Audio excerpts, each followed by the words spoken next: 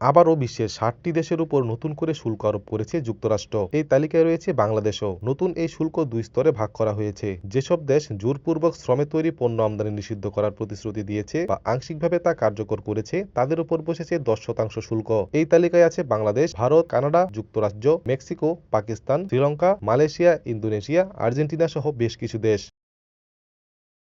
মার্কিন-বাংলাদেশ পারস্পরিক বাণিজ্য চুক্তির আওতায় জোরপূর্বক শ্রম নিষিদ্ধ করার অঙ্গীকার আগেই করেছিল ঢাকা, যে কারণে তুলনামূলক কম হারে শুল্ক পড়েছে বাংলাদেশের উপর। যেসব দেশ এমন কোনো প্রতিশ্রুতি দেয়নি তাদের গুনতে হবে ১২.৫% শুল্ক।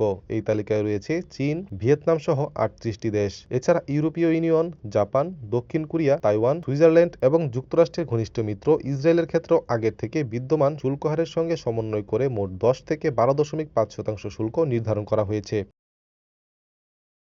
মার্কিন বাণিজ্য প্রতিনিধি জেমিসন গ্রিয়ার এক বিবৃতিতে বলেন, বিশ্বব্যাপী সরবরাহ শৃঙ্খল থেকে জোরপূর্বক শ্রম দূর করার লক্ষ্যেই এই পদক্ষেপ।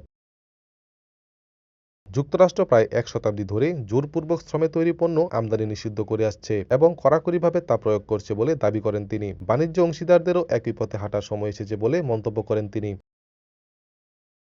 উল্লেখযোগ্য বিষয় হল জ্বালানি, বিরল খনিজ, নির্দিষ্ট কিছু ধাতু, গরুর মাংস, কফি, কিছু ফল, সবজি, ঔষধ এবং উড়োজাহাজের যন্ত্রাংশকে এই শুল্কের আওতায় থেকে বাদ দেওয়া হয়েছে।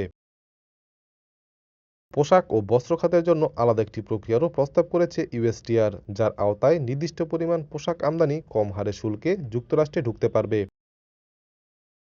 এই শুল্ক দ্বিতীয়বারের মতো ট্রাম্প প্রশাসনের বিকল্প শুল্ক নীতি প্রয়োগের চেষ্টা। এর আগে চলতি বছরের ফেব্রুয়ারিতে মার্কিন সুপ্রিম কোর্ট প্রেসিডেন্ট ট্রাম্পের ঘোষিত বৈশ্বিক শুল্ককে অবৈধ ঘোষণা করেছিলেন। এরপর বাণিজ্য আইনের ১২২ ধারা ব্যবহার করে ১৫০ দিনের জন্য সামরিক ১০% বৈশ্বিক শুল্ক আরোপ করেছিল প্রশাসন, যার মেয়াদ ফুরাচ্ছে আজ। ATV USA international desk.